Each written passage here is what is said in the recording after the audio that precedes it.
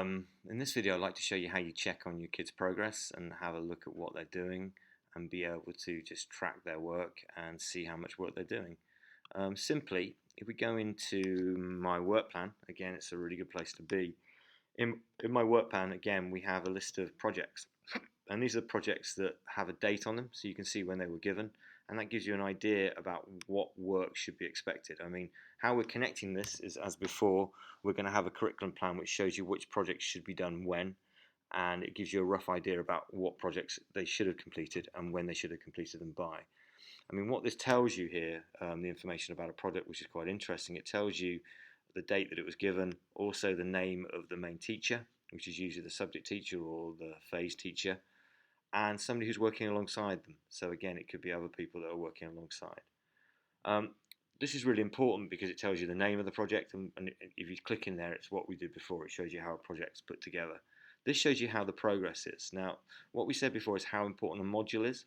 So in each module, there is always a bit of work to finish, and these checkpoints are the steps, and it shows you how many steps they've been completed.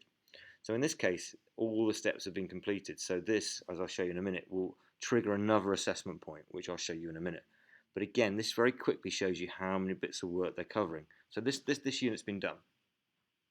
If you come here, this unit's not been started yet. Now, this red sometimes comes up and they haven't completed a checkpoint. That is because when you go into that project, they haven't been asked a question on it, so kids don't have to upload work. Because every time they upload work, these checkpoints become, so if they uploaded a work in this, if I go into poetry question, if I go into the first module, and say I go into step 1, for example, if there's no question there, which in this case there isn't, that means they can't upload a question to it, so it automatically says that checkpoint's been completed because they're just reading it.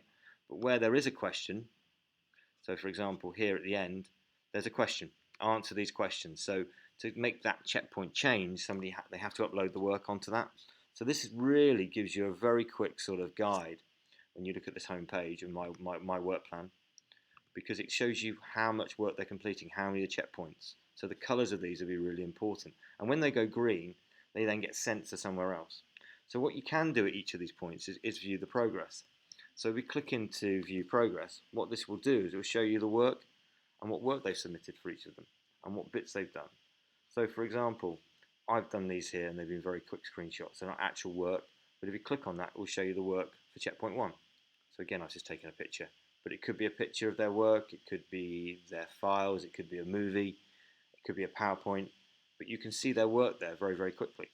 So these screens here allow you to navigate and see where the work is. So not only can you check the progress of what they're doing in each project, you actually can see the work. Now the other bit of work here that I wanted to show you, because this is quite important and there's quite a lot of bits I've talked here, is that this will go through each bit. So you'll be able to check how much work's done. So for example, you may be asking questions to be really curious, to say, well, I can see how great you've done that progress and I've looked at the work, but I'm really curious to say, why haven't you started this poetry question yet? And then the question might be, if the kid gives you, then you know who that person is, and if you're still worried about it, get in touch with the school.